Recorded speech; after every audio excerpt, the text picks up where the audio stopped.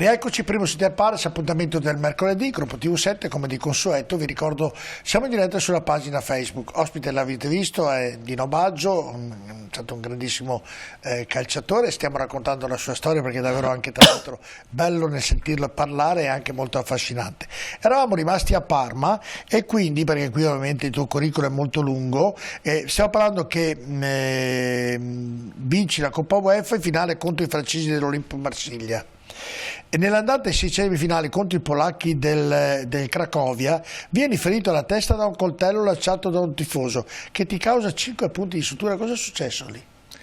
Lì abbiamo fatto 1-1, come siamo passati il turno, e lì praticamente c'è stato un fallo nella tre quarti campo verso i tifosi dei polacchi e che ne so, ho sentito una legnata in testa impressionante e mi sono guardato per terra e avevo visto un coltello a serramanico di metallo aperto.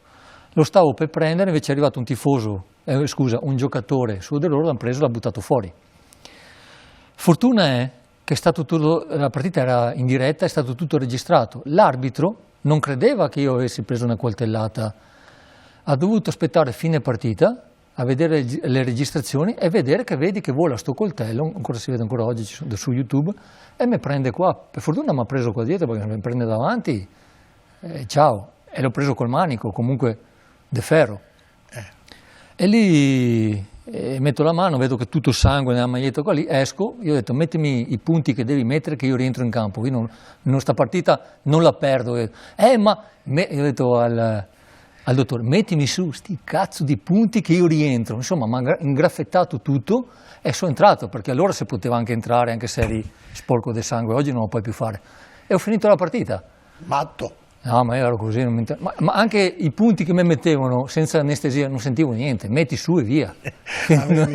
Avevi l'adrenalina a 1000. Una tempra di quelle davvero importanti.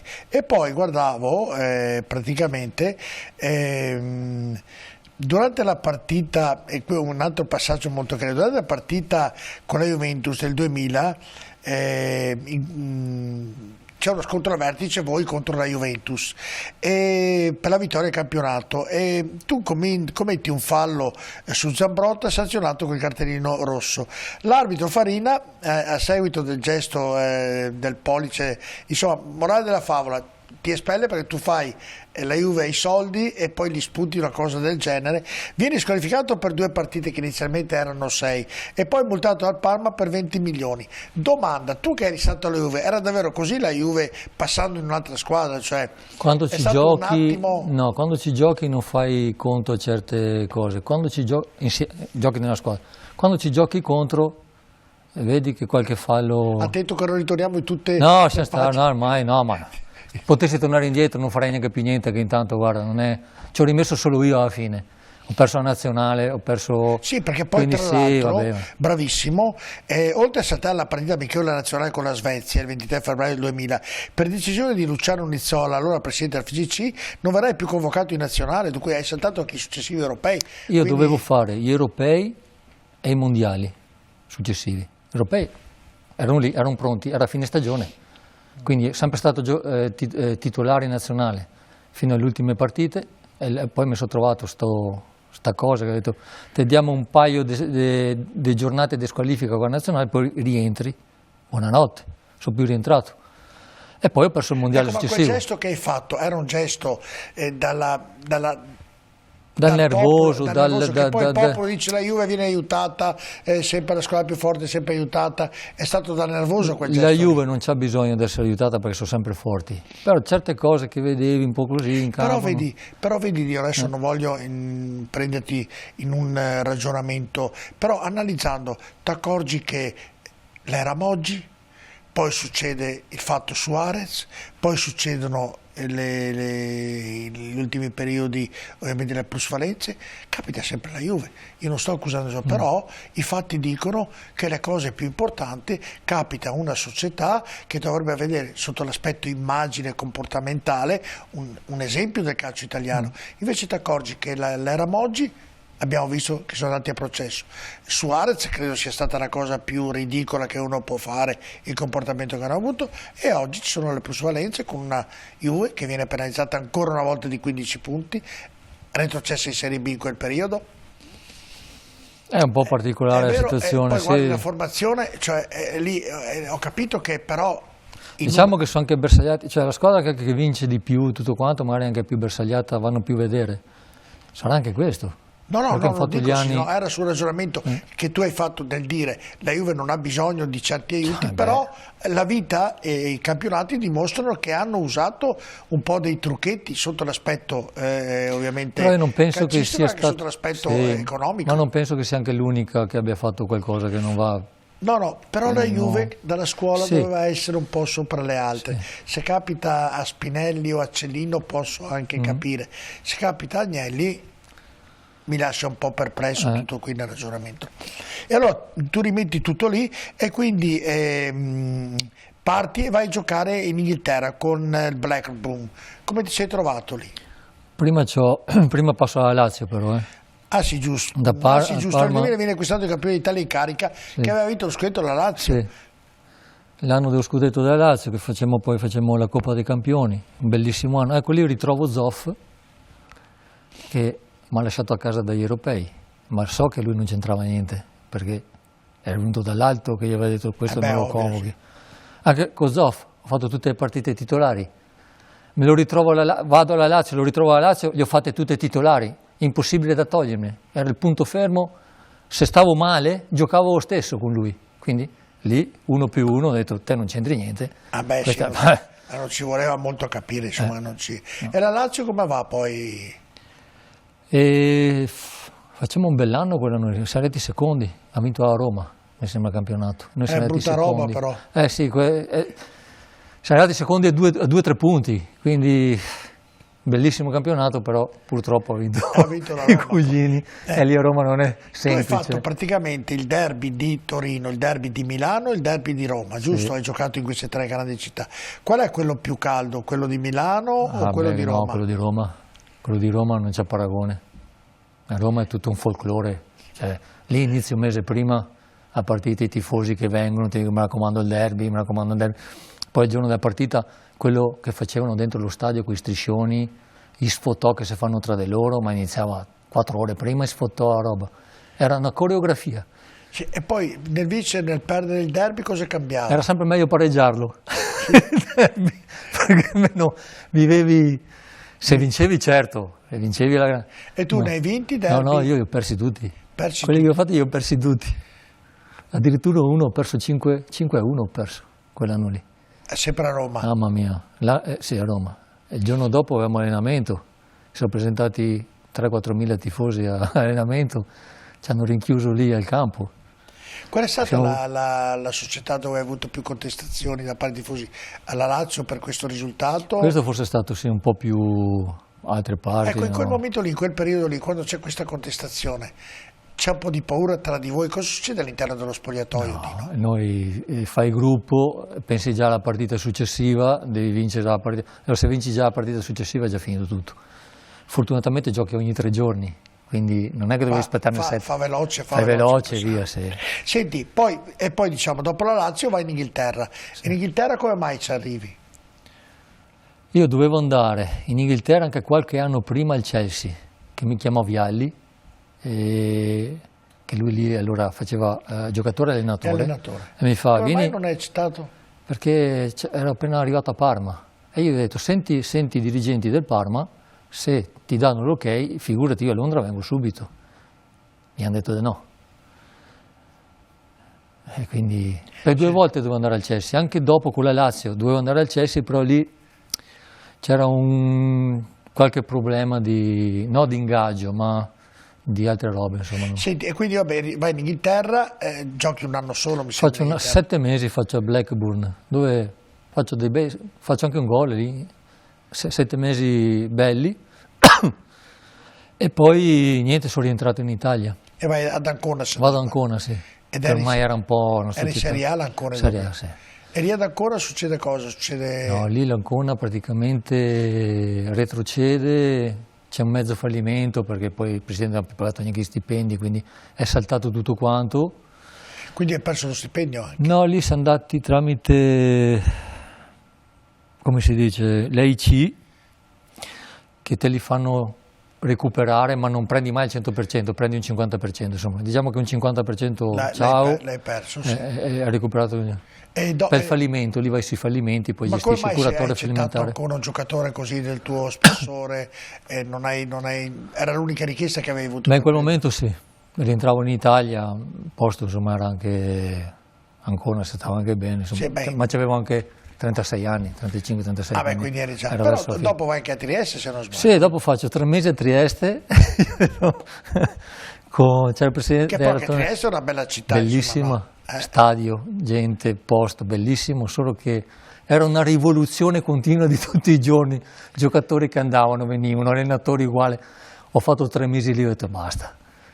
Cioè, poi, chi era il presidente? Il presidente era Tonnellotto. Ah, Tonnellotto, ricordo. Che poi è stato anche vulcanico. Sì, vulcanico, ammazza, era proprio. Siamo partiti con le migliori intenzioni, poi io ho detto senti, dopo 3 mesi basta, ti lascio, vado a casa. E fai così, poi parleremo anche della nazionale. Di questa società, quella che hai guadagnato, non voglio sapere i soldi, non mi interessa, quella che hai guadagnato di più qual è stata? Dove sono stato meglio di tutti è Parma. Economicamente? Ma sì, senza dubbio. Ho fatto anche gli anni più belli perché li prendi da 22 a 28, 29, quindi sono Sei gli anni. stato 6 anni a Parma? 7. 7 anni. E quindi ovviamente sono stati anni. Poi la città Gli anni poi che un giocatore al top della sua Abitavi in centro a condizione. Parma? Parma è tutto centro. Sì, è Giri a vero. piedi, in bicicletta, proprio sì. bellissima. Dallo stadio puoi andare da tutte le parti Tutte in le bicicletta, parti, quindi bello. sul vialone, tutto così. E quindi 7 anni a Parma e quindi che hai avuto, diciamo, sotto l'aspetto calcistico più soddisfazione di tutti. Ce l'hai tutte le maglie del Parma? Però ti dico io anche il Toro, perché io praticamente nasco nel Toro perché da 12 anni, 13 anni. Tu sei caratterialmente un toro, eh? E lì mi hanno formato, lì mi hanno fatto avvelenare in campo. Perché allora, un giocatore deve passare al Toro, se passa al Toro capisce certe cose, se non passa al Toro non le può capire. Oggi forse le cose sono cambiate, ma ai miei tempi, quando eri nel settore giovanile del Toro e facevi la gavetta lì e andavi in prima squadra, non ce n'era per nessuno, il tuo avversario te lo mangiavi, perché era così. Sì, era un problema proprio. Proprio una roba di grinta, di carattere, perché te formavano proprio. E quelli che erano un po' deboli andavano dall'altra parte. Però a Torino tu hai giocato poco, quindi no? Al Toro ho fatto un pochino di B, perché facevo un po' primavera, e poi ho fatto un anno di Serie A, tutta completa, e poi sono andato via. Dicevo poco rispetto alle altre società che sei stato. Sì, però io ho fatto tanto nel settore giovanile, cioè da 13 a 20 anni, 19 ho fatto lì. Quando hai preso il primo stipendio da giocatore? Quando l'ho preso? Il primo anno di Serie A. Ah, non E posso sapere quell'ingaggio era lì? 40 milioni di lire. 40 milioni, quindi proprio. Beh, i primi però 40 milioni erano in quel periodo lì. No, c'erano quelli che ne prendevano anche 800-900 milioni, quelli di più. Però sì, un giovane no, giovane ti accontentavi di quello che ti davano. Senti, e in questo passaggio in tutta la tua storia, la famiglia, il papà, la mamma, sempre loro mi hanno sempre seguito, sono sempre venuti a vedere le partite, però anche io mi sono sempre anche arrangiato, perché poi, bene o male, i genitori Il papà giocava a calcio anche lui, tuo papà? Mio padre gli piaceva tanto, ma a quei tempi si doveva lavorare. E quindi non c'era, neanche in parrocchia, diciamo, non poteva giocare. Andavano a giocare, sì. Poi quando tornavano a casa li vedevano sudati, lì le prendevano pure. Però poi il papà ti ha seguito, insomma, papà Lava ti ha seguito nella tua... Tutta la carriera loro sono... Venivano a vederti spesso? A tutte le partite, quelle più abbordabili nel nord Italia naturalmente sì. E tu ti emozionava la presenza dei genitori le prime volte oppure tu andavi in campo e eri una macchina da guerra? No, c'avevi 80.000 persone, capisco forse l'esordio, capisco qualche altra partita, ma dopo no. Anche alle 80.000 persone ci fai caso la prima e la seconda partita, poi diventa un'abitudine. Ma poi non le senti neanche più, cioè sei talmente concentrato in quello che devi fare. Le puoi sentire a gioco fermo, che magari però quando giochi non è che stai... però quando entri in campo e c'hai l'Olimpico in un derby come hai bello, detto te, bello. o San Siro come ho visto ieri Ti sera. viene a pelle d'oca così, bellissimo. Poi figurati se fai un gol, se fai una bella giocata, che ti applaudono. Peccato che passa velocemente quel periodo lì, vola, è una frazione di secondo. Senti, in questo tragitto da calciatore, ovviamente poi sei anche coccolato perché ovviamente sei invitato, ti offro, è una vita molto agiata, giusto? Sì. E nel smettere quella vita agiata, io adesso che ti conosco, mi sembra che proprio tu non ne voglia più sapere del No. calcio perché vuoi vivere la tua vita in modo tranquillo. È stato traumatico per te il passaggio? Per me è tutto il contrario. A un certo punto vedevo anche l'ora di smettere, cioè di stare con la mia famiglia. Ci sono tanti che magari non hanno più riflettori addosso e stanno male. Io ero già tutto il contrario. Se te vai a analizzare la mia carriera, io non sono stato tante volte in televisione. Sono sempre stato ma ho fatto fuori. fatica per averti. Ecco, pensa a te, sono venuto a 52 anni qui da te, magari mi avevi chiamato quando ne avevo No, 35. mi avevo chiamato perché, lo voglio ricordare, nel tuo libro, chi ha scritto questo libro, un mio carissimo amico che ora Sì, non c'è più, Marco Luigi. Marco Luigi, e lo ricordo sempre con molto affetto e molta passione. E allora mi diceva: Giorgio, lanciamo il libro di Marco, anzi ve lo consiglio perché è molto bello, bisogna ristamparlo. Mi hanno chiamato, c'è qualcuno che sei venuto l'altra volta, poi dopo l'episodio accaduto ha chiamato, non dico 100, una decina di persone in televisione ha chiamato per chiedermi il libro. Ho detto vedremo e chiederò se si può ristampare, che è questo qui. E gli dicevo, è inutile che lanciamo, farlo venire una volta qui, che almeno lo vediamo di persona. No, ma non vuole. Allora io mi arrabbiavo con te. E dicevo, ma è diventato popolare col calcio, è diventato famoso col calcio, ma perché mai poi non vuole presentare un libro in televisione? No? Non ti conoscevo, adesso che ti ho conosciuto sei una gran bella persona, di un'umiltà incredibile. Quindi, io guarda, ti dico, sai, quando pensi una cosa di una persona, finché non la conosci, hai un'impressione, un'idea sbagliata. Ti ho conosciuto una sera per caso, una cena, e devo ricredermi, e sei una persona molto squisita e sei una bella persona. Grazie. Però vi ricordo, io sono sempre stato schivo, perché per me era il campo e finiva lì, hai capito? Invece forse era meglio quando mio zio mi diceva ti devi vendere meglio. Ma che cavolo mi devo vendere meglio? Lui intendeva sì, ma poi credo la mediaticità. Io credo, mio pensiero personale, nella vita tu sei diventato, come tanti altri calciatori, famoso e popolare per merito della gente. Perché altri sport, rugby per esempio, dove non diventi popolare come nel calcio, diventi popolare perché ci sono le televisioni, c'è la stampa, nel bene e nel male diventi popolare. E quindi è giusto che poi anche uno debba dare qualcosa a queste persone che ti hanno osannato. Però questo lo capisci dopo. Lo capisci dopo. Ci vorrebbe la testa di adesso e il fisico dei 25 anni. Ecco, allora cambia tutto. Eccolo qui il libro Gocce, ovviamente di Marco Luigi, che tratta e racconta la vita di Dino Baggio.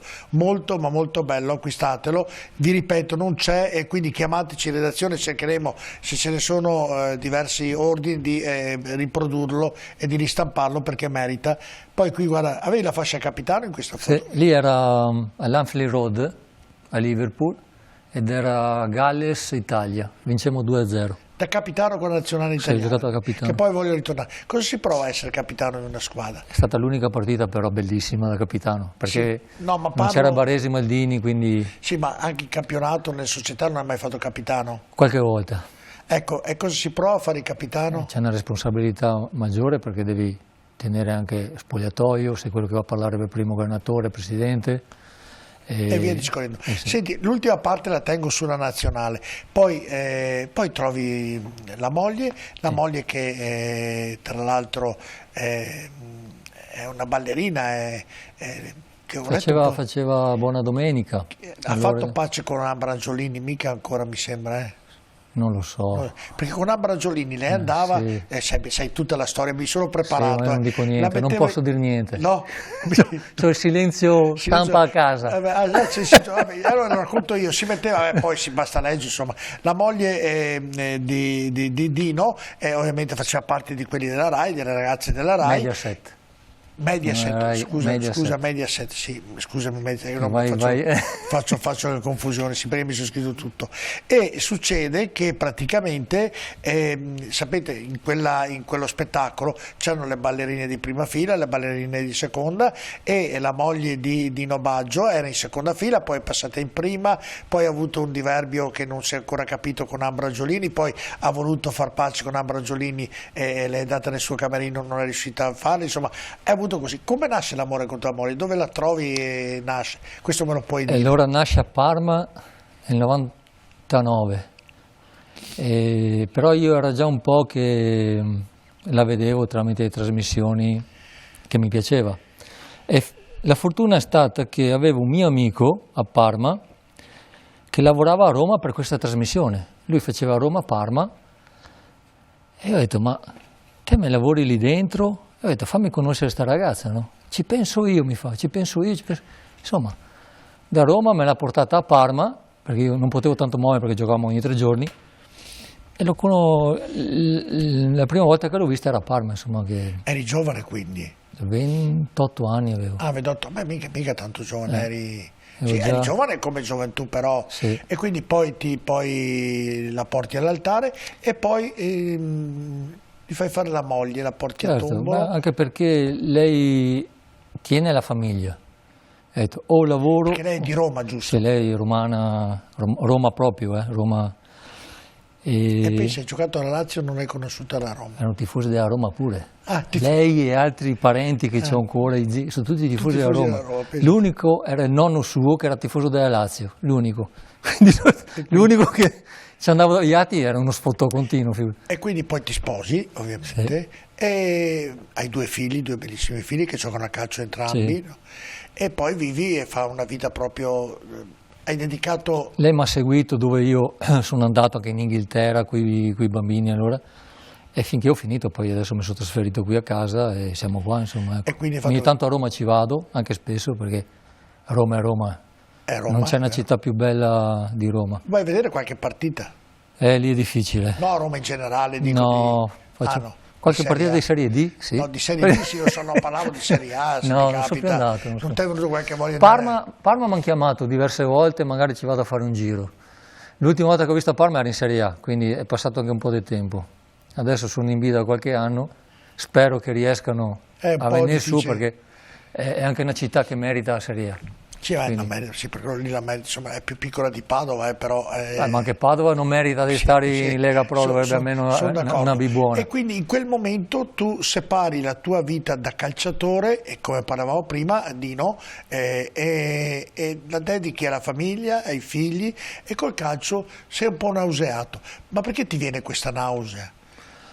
A parte che nei 17 anni che ho fatto di professionista, quando arrivi verso la fine poi è un lavoro, diventi anche un po', passa qualche anno prima che rientri dentro, oppure ci sono certi che continuano allenatori. Io ho avuto un po' di nausea, nel senso che non volevo più, poi ho avuto un periodo un po' così, poi gli ultimi anni ho lasciato anche perdere, perché ho allenato anche, per esempio sono stato a Montebelluna con i giovani, sono stato a Padova con i giovani, ma proprio bello tutto. Ma anche con i giovani non ti piace, neanche con i giovani, nani giovani? Ma cioè, non lo so. Il profumo dell'erba non ti piace? Sì, quando mi allenavo. Adesso basta? No, è più forte di me. No, ma il calcio poi è cambiato tanto, anche i giovani sono cambiati tanto. Non è più quell'ambiente che avevo prima. Adesso siamo noi che dobbiamo adattarci a loro. Invece una volta i giovani dovevano adattarsi ai allenatori, ai presidenti, invece adesso sono un po' contrari. Che uno dei 2 figli che tu hai, o tutti e 2, facessero la tua carriera?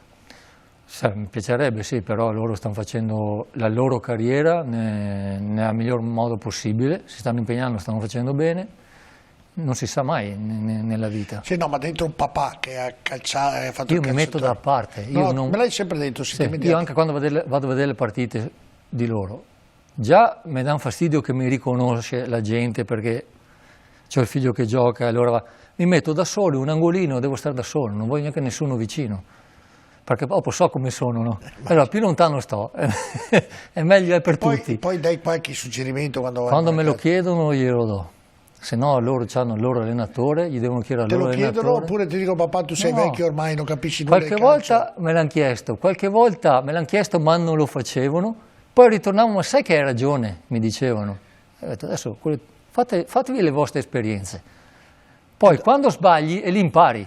quando sbagli, giusto? Assolutamente sì. E quindi quando sbagliano se ne rendono Si conto. impara molto più dagli errori che dalle... Voglia. Perché vedi, quando uno ti fa un complimento, io credo, non nel mondo del calcio, perché poi si vede, ma nella vita in generale, io non li reputo tanto sinceri. Quando un amico ti fa una critica, ci stai male, però ti aiuta a crescere, infatti. ti aiuta a crescere e non poco. È così. E senti, e la moglie va a vedere i figli giocare? Altro che. Ah, Prova proprio. a lasciarla a casa se sei capace. Proprio... A parte la prima a partire. proprio li segue in maniera... Anzi, io quando vedo le partite che ti dico devo stare lontano, perché mia moglie è una che anche urla, grida, è tifosa, no? Allora io me ne vado da un'altra parte e sto bene. Io mi seguo la partita in maniera diversa, capisco in maniera diversa, vedo la tattica, la tecnica, vedo altre cose che loro non vedono naturalmente. Loro vedono tutto la coreografia, il bello, no? Io vado a analizzare la partita, allora la vedo in una certa maniera. Quando poi mi dicono, cazzo, oggi hanno giocato male, e per me, cavolo, oggi hanno fatto una buona partita, noi miei, ma in generale la squadra, e vedi che ci sono opinioni diverse, però io la vedo da tecnico, gli altri la vedono in maniera diversa, il tifoso la vede diversa, no? Ovviamente la vedo sotto... Beh, però ti dirò che se è una bella partita, di solito la vediamo tutti. Sì, è una bella però io vado a partita. vedere i particolari. Nei particolari, uno che ha l'occhio, Vedi ovviamente... 5 minuti, 10 minuti, vedi già un giocatore che fa la gara a lui. Assolutamente sì, assolutamente sì. Va bene, andiamo a pubblicità, poi parleremo della nazionale con Dino Baccio.